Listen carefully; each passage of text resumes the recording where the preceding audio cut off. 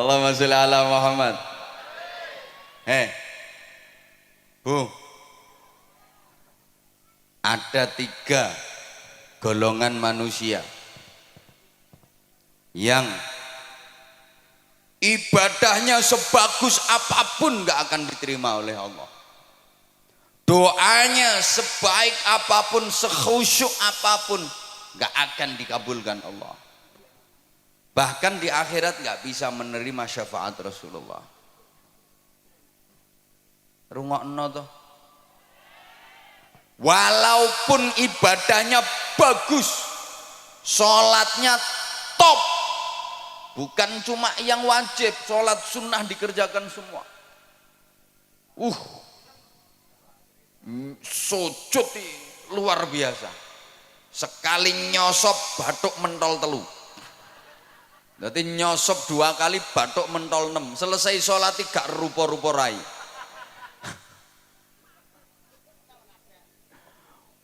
Poso bendino, sodakoh nyah-nyoh, zakat orang mufakat, wiridan sak dalan-dalan maca Quran yo turut ratan.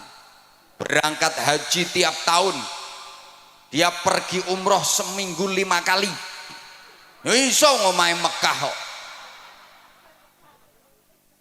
Kan omahe Mekah.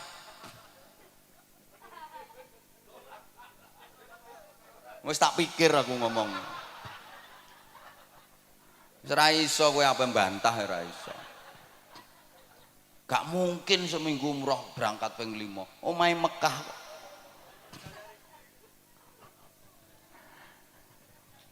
Kalau masuk 3 golongan manusia ini percuma. Gak akan diterima Allah. 1, aqul walidain. Anak yang durhaka kepada kedua orang tua. Naudzubillah.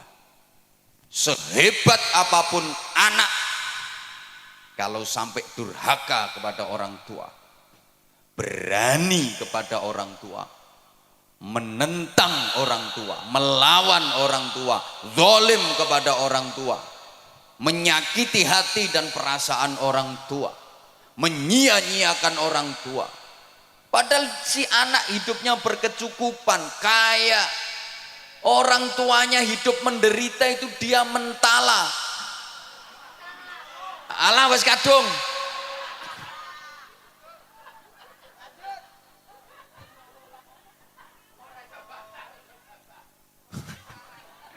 Sing ceramah aku apa sampean? Lah iya.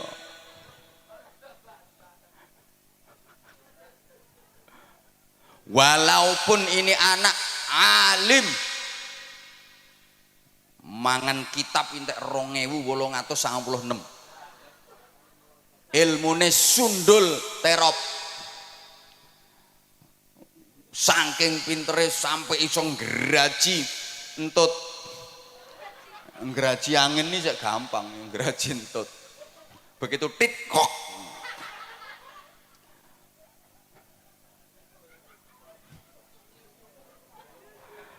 Kalau berani sama orang tua, menyakitkan orang tua, durhaka kepada orang tua, seluruh ibadahnya ditolak sama Allah.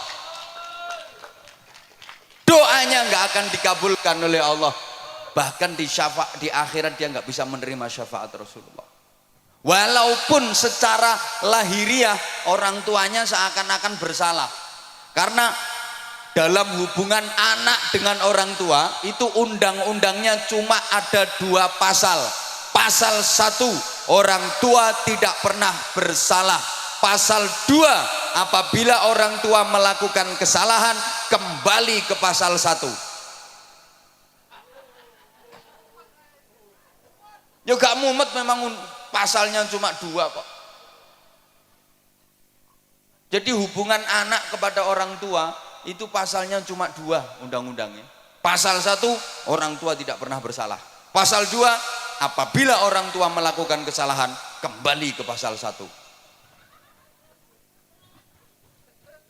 Sehingga kalau sampai terjadi anak ribut sama orang tua, anak gegeran sama orang tua, demi Allah di apa-apa no sing salah anaknya.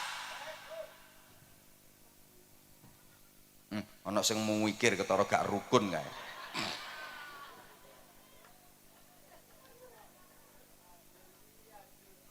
Wajar.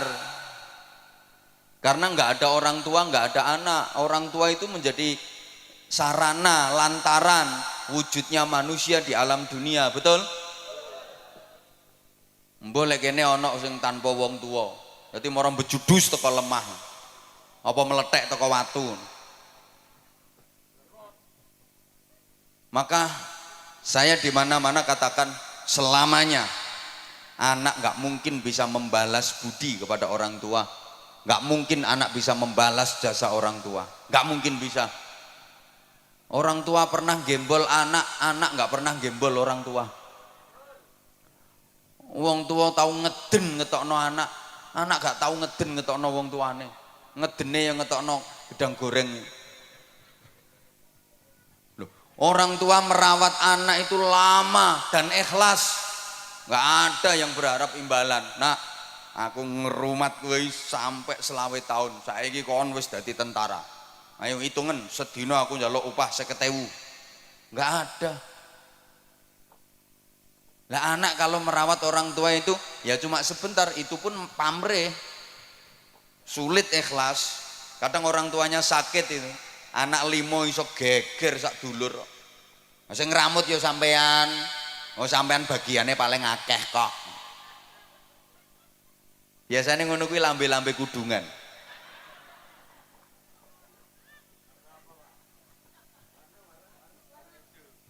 Halo. Halo. Ya. Rungokno. Orang tua merawat anak itu yang diharapkan hidupnya anak. Sing diharap-harap uripe. Lah nek anak ngramut wong tua iki mek karo nunggu matine kok. Sorry ya. Orang tua itu mau gantiin sakitnya anak. Kalau anak nggak mau gantiin sakitnya orang tua. Orang tua rela menggantikan derita anak. Kalau anak nggak mungkin mau menggantikan derita orang tua. Saya udah sering kasih contoh. Orang tua itu punya anak sakit, anak masih kecil sakit. Ya Allah, nangis. Semalaman nungguin anak nggak tidur. Dia nggak rela seekor nyamuk pun menggigit anaknya, hinggap di tubuh anaknya. Ditunggoni sampai gak turu, nangis memohon kepada Allah, ya Allah biar saya saja yang gantiin sakitnya anak saya asal anak saya sehat. Tapi anak gak mungkin mau gantiin sakitnya orang tua. Maaf, ayo coba sampean misalnya punya orang tua sudah pikun, ayo sampean gelem genteni, ya Allah kula sing pikun mawon.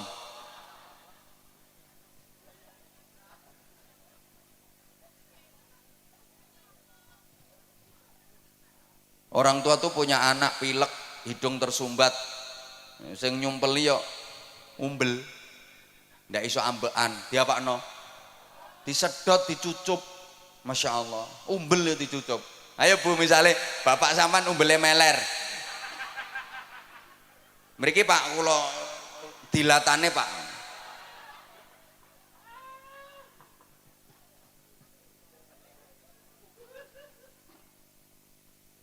Lah orang tua itu siapa saja? Satu, abul jasad, orang tua kandung,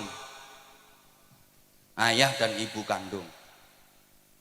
Dua, abur ruh, yang merawat ruh, merawat jiwa, gurunya, kiainya, bunyainya, ustadz ustadzahnya.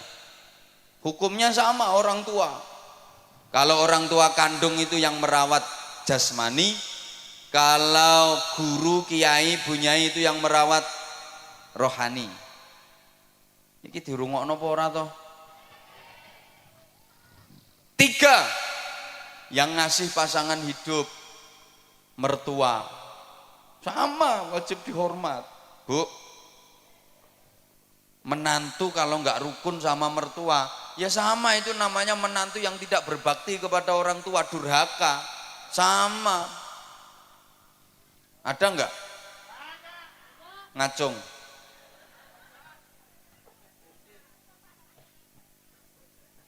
Sing akeh mantu gak rukun karo maratuwa iki mantu wedok. Kenapa? Mohon maaf, penting ini. Perempuan itu cenderung serakah.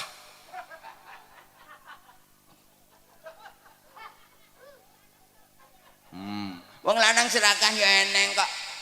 Yang mbek kiai wani nyentak apa maneh mbek bojone. Mohon maaf,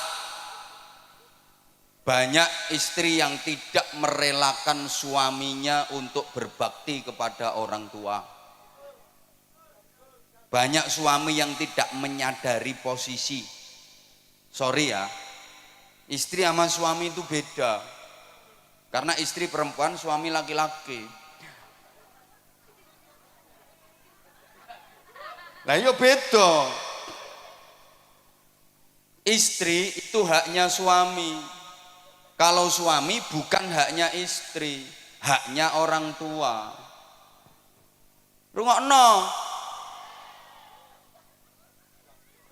Suami itu haknya orang tua.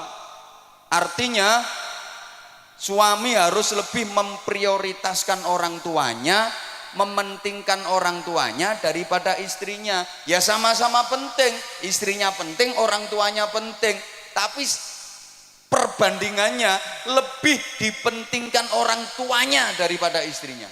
Ini kalau suami. Beda dengan istri. Istri haknya suami, bukan haknya orang tua. Karena waktu nikah sama orang tuanya sudah diserahkan total kepada suami. Maka istri harus lebih memprioritaskan suaminya daripada orang tuanya. Kalau suami harus lebih mementingkan orang tuanya daripada istrinya. Lah ini yang suka nggak diterima oleh para istri. Suami mau berbakti kepada orang tuanya, dihalang-halangi oleh istrinya. Kadang suami mau ngasih duit ke ibunya, ini si istri ngamuk-ngamuk, diselidiki. Mbok kei pira makmu mau? Mbok kei pira makmu mau? Mbok kei pira? Ya kekno kabeh kono. Kekno kabeh. Ndang ngusungi rono kabeh. Gawa nang gone makmu kabeh kono. Wis, klambimu nang digerono pisan, bantalmu sak sarungmu usungi rono. Engko bengi nang kelon karo makmu kono.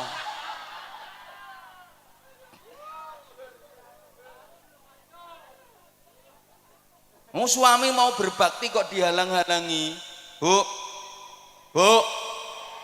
ibu harus sadar, bagi suami orang tua itu prioritas daripada istri. Bu, ikhlas nggih, relakan suamimu berbakti kepada orang tuanya. Yang orang tua suami adalah mertuamu. Maka istri solehah, calon-calon bidadari surga itu adalah perempuan-perempuan yang mengikhlaskan, merelakan suaminya berbakti kepada orang tuanya. Suaminya lebih mementingkan orang tuanya daripada dirinya sendiri. Itu perempuan-perempuan solihah, calon-calon bidadari surga. Nggih Bu nggih? Nggih Bu nggih? Jadi misalnya, Bu, suami ibu punya duit 10 juta. Nah, ibu sebagai istri dikasih 3 juta, yang 7 juta dikasihkan ibunya suami. Ikhlas nggih?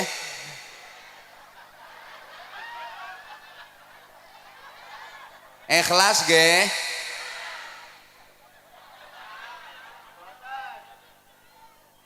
Ikhlas mboten? Mulane angel mlebu swargamu ya ngono.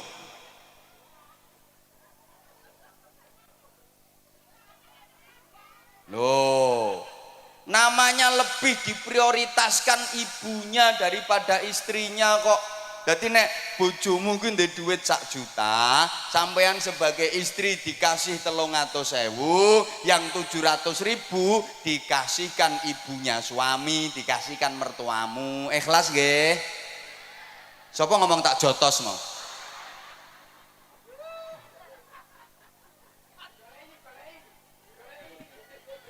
jotos deh. Kuwi istri apa petinju kok tak jotos deh. Kalau ibu ikhlas, nah itu gampang masuk surga. Itu istri solehah dan calon-calon ratu bidadari surga. Halo, rungokno.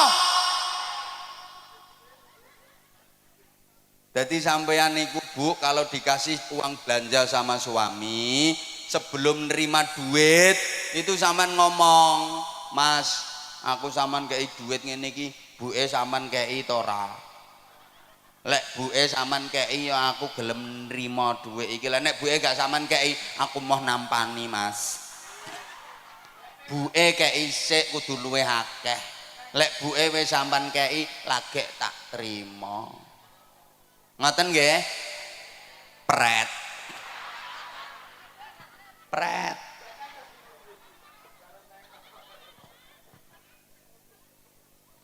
Jadi misalnya ibu dibeliin gelang sama suami, sebelum diterima tuh gelang ngomong, "Ya, aku sampean tukono gelang ini iki, ibu sampean tukono apa ora?" Lek ibu sampean tukono ya aku gelem. Lah nek ibu gak sampean tukono, aku mau nganggo ya, gak gelang-gelangan ra apa-apa. Penting ibu timbang aku. Ibu sing ngramut sampean, sengsara, rekoso mulai cilik gedhekno sampean, sorone ra karuan. Aku petuk sampean wis siap pakai. Aku gelem nganggo gelang iki, tapi ibu ya tukono gelang sing luwih gedhe. Ngoten Bu nggih? Alah ora trimo pret nek iki. Pret.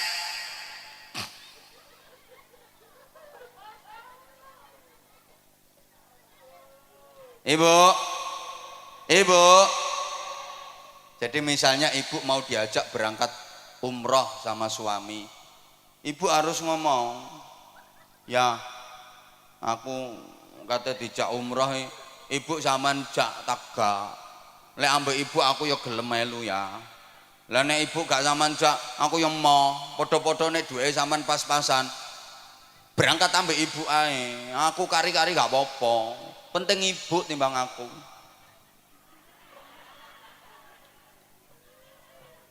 Bapak, sampean sebagai suami Pak, kalau punya istri yang karakternya seperti itu, betul-betul lelaki beruntung di dunia ini. Beja-bejane wong lanang. Subhanallah. Itu istri solihah yang memuliakan suami dunia akhirat. Betul Pak. Kalau Bapak punya istri dengan tipikal seperti itu, aku pesen Pak, ramuten sing apik, jangan sia-siakan. Betul Pak. Perempuan seperti itu Pak, sebelum mati jangan dikubur dulu.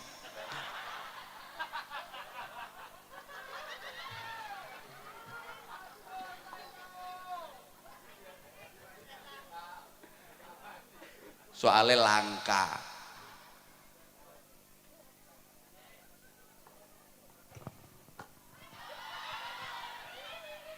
Lo udah 1,5 jam loh ini.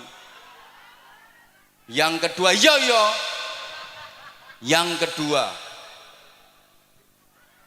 mahal yo gak melo urun kok. Yang ibadahnya pasti ditolak, doanya nggak mungkin diijabah, dan di akhirat nggak bisa menerima syafaat Rasulullah adalah para istri menengok. Lu memang iya kok. Istri-istri yang suka melukai perasaan suami, menyakiti hati suami padahal suaminya benar, dan suka membebani suami di luar batas kemampuannya. Tak baleni.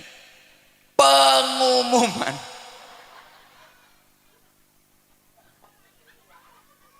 Ibadah sebaik apapun gak akan diterima Allah, doa sekhusyuk apapun gak akan diijabah Allah, dan di akhirat gak bisa menerima syafaat Rasulullah.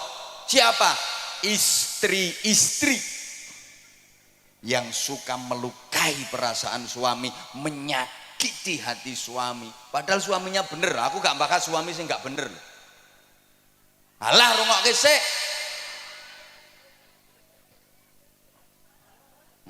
Ucul ya ben balon murah kok. Balon ucul geger ndangak kabeh. Tuku meneh 5.000 kok. Hah? Malah mek 3.000 gegerno pengajian. Halo? Halo? Bu, ini beneran loh Bu. Rasulullah pernah cerita, besok di akhirat itu ada perempuan yang wujudnya enggak wujud manusia, bentuknya enggak bentuk manusia, tapi ndasnya alah ndasnya itu ndas celeng, terus awak menengok lagi, awaknya awak khimar, wis gampangane ndase celeng awake jarang. Hi, ngeri. Ndase celeng awake jaran. Siapa itu? Ya tadi perempuan yang suka membebani suami di luar batas kemampuan. Wong suami lo penghasilannya sebulan ini lo cuma 2 juta. Nek njaluk blonjo saulan sampai 250 juta.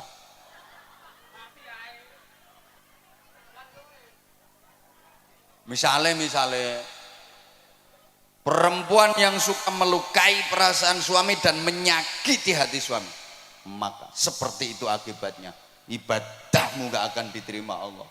Tiwas dawir lambemu lah, dikir macam-macam percuma, doa gak diijabah, di akhirat gak bisa mendapat syafaat Rasulullah. Nah sekarang ganti, para suami ya harus fair dong. Yo kok wong wedok ae. Para suami laki-laki rungokno. Yang suka melukai perasaan istrinya, menyakiti hati istrinya, maka akibatnya aku durung tahu krungu keterangannya. Saya belum pernah mendengar keterangannya. Jadi ya saya nggak pernah dengar dalilnya.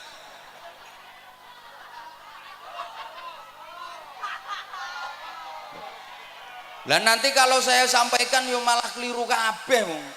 Saya nggak pernah denger kok.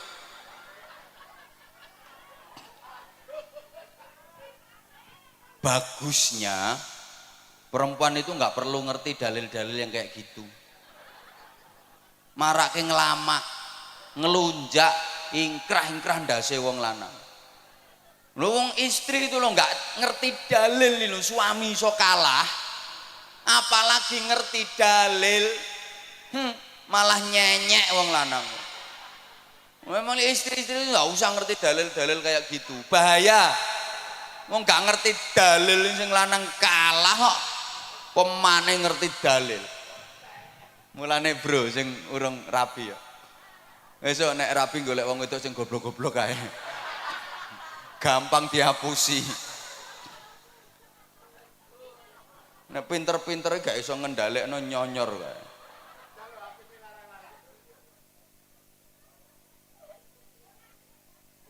Yang ketiga udah itu berlalu. Yang ketiga, orang yang mutus silaturahim.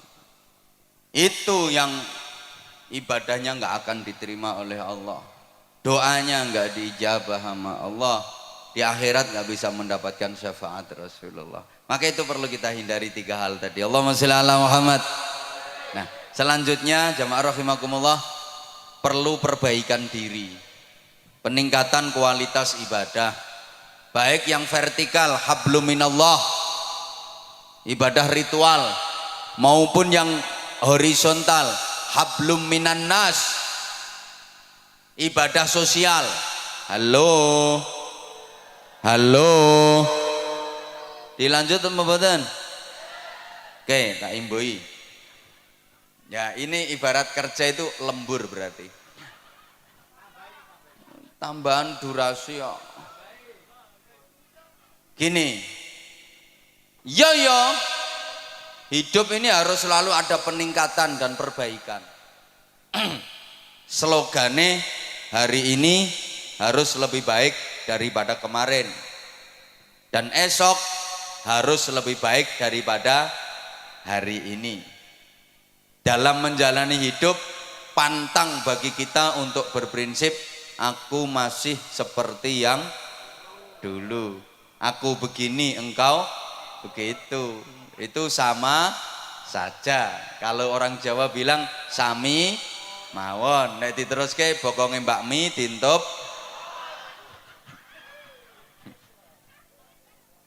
Harus ada dinamika ke arah hidup yang lebih baik. Ibu bapak jamaah rahimakumullah, pembangunan musola ini harus disertai dengan pembangunan manusianya. Iya, kita berharap mudah-mudahan musola, masjid-masjid yang ada itu benar-benar bisa menjadi laboratorium rohani,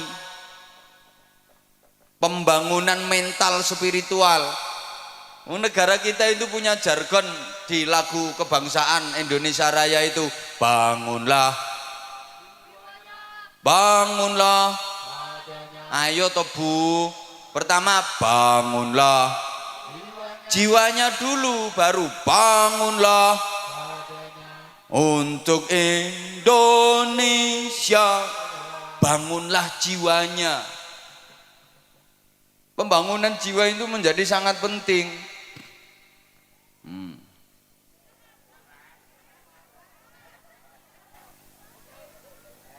Oke.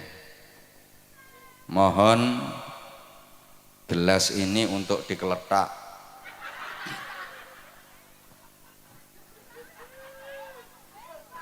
Untuk pembangunan sorban. Nggih. Iya.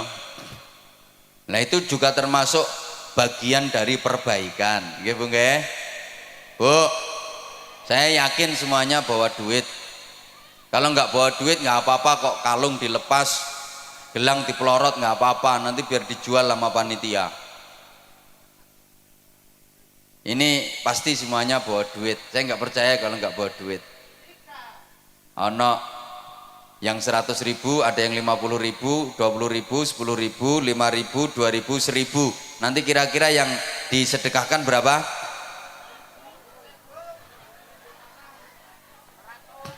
Perlu diingat, sedekah itu yang penting banyak walaupun tidak ikhlas,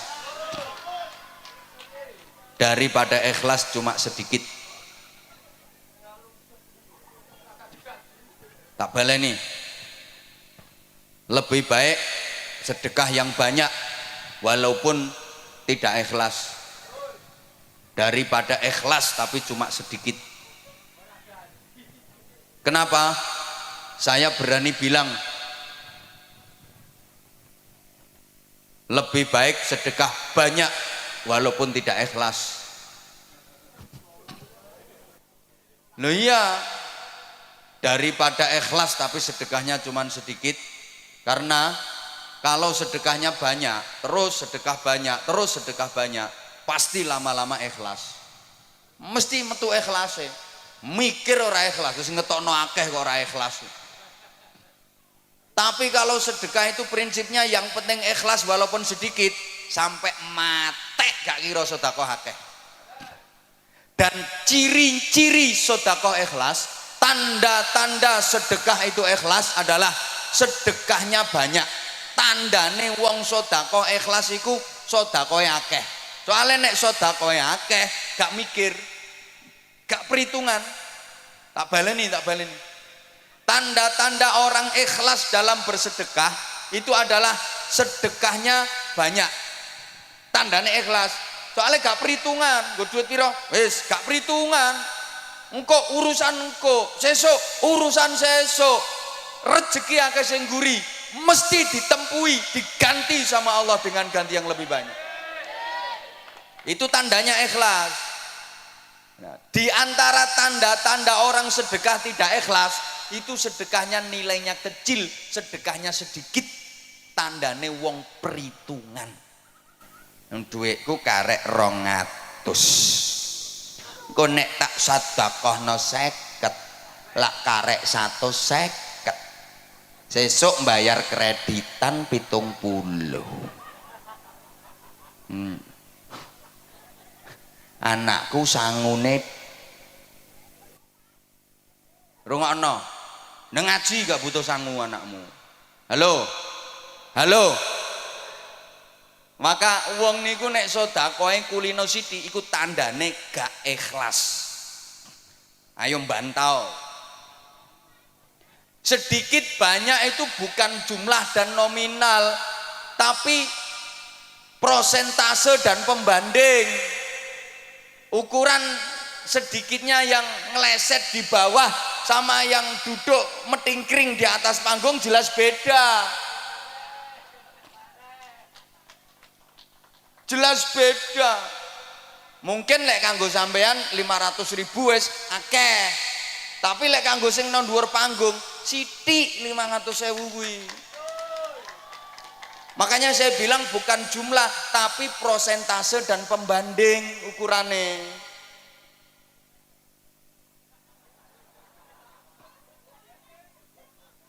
Lah iya, makanya kalau saya katakan di antara tanda ikhlas dalam bersedekah itu sedekah nominalnya banyak, nilainya banyak. Kuwi tandane ikhlas karena dia nggak perhitungan.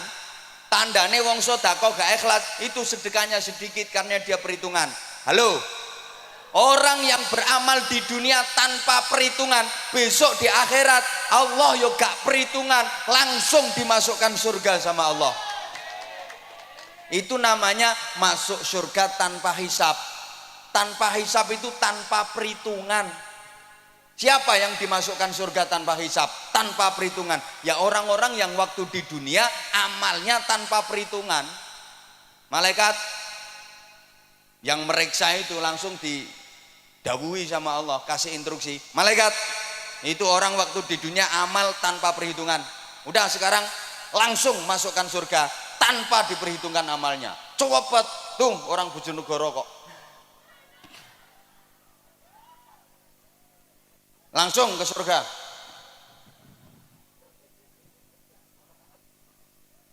Halo.